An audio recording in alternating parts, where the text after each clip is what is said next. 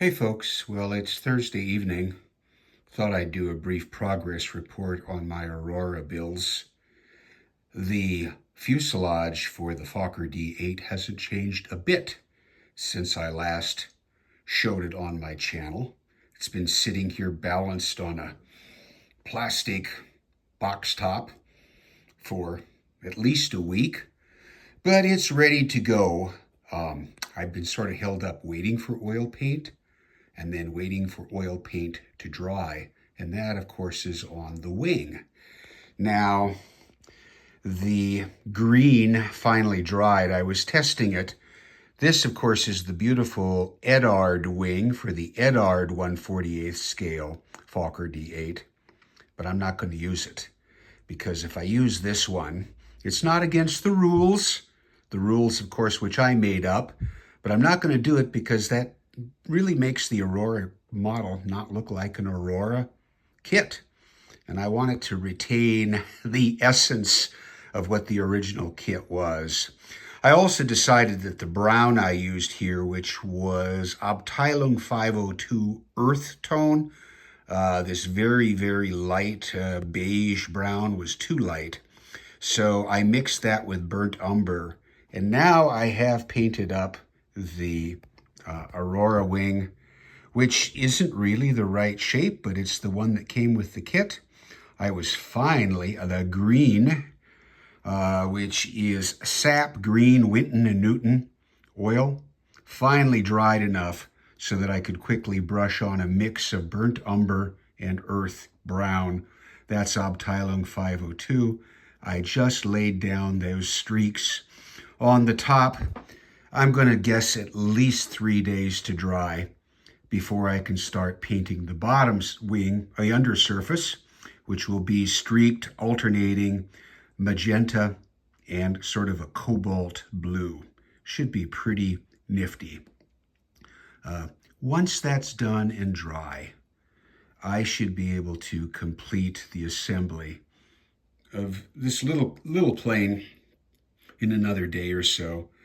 I've got to mount the machine guns, the landing gear, the rotary engine prop, cowling. That's about it. There's virtually no rigging on the D8, just some cross bracing along the undercarriage. So then it'll be done, and I can turn my attention to the second build, which is the De Havilland DH10. So what have I been doing to keep busy? Well, I've been painting resin pilot heads just to make sure I could keep my muscle memory going with figure painting. This is a set of 5 pilot/observer heads that come from Idiotic out of the UK. They're really, really lovely sculpts. So I've been working on those. The best news is these are going to be coming out in 1/48 scale. So I've pre-ordered a couple sets, along with a sitting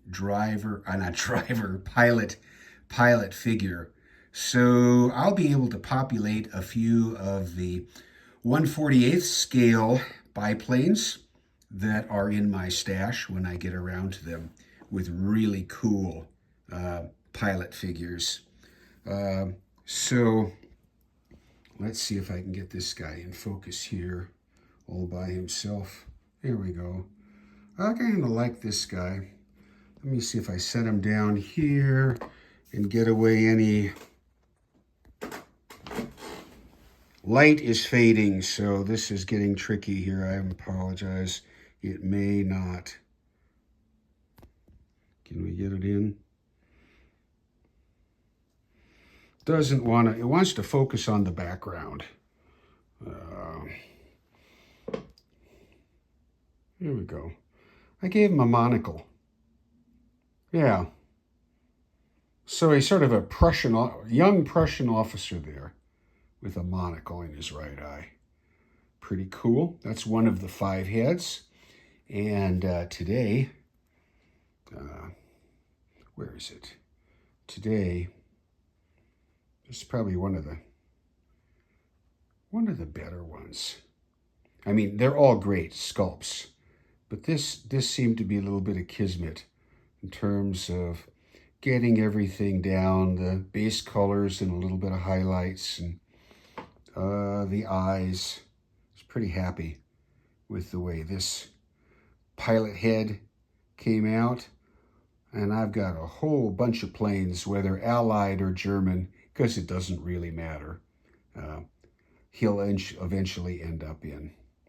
Maybe he will end up in the, I'm thinking maybe the false D8 from Aviatic, which I've been meaning to build. I need to get around to doing that. That's just an exquisite kit.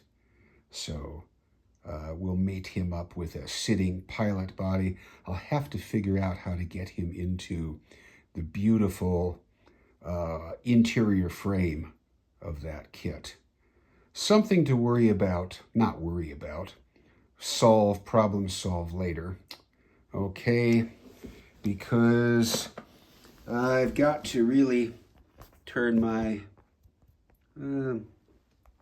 attention to starting to actually assemble this DH-10A and do a whole lot of painting.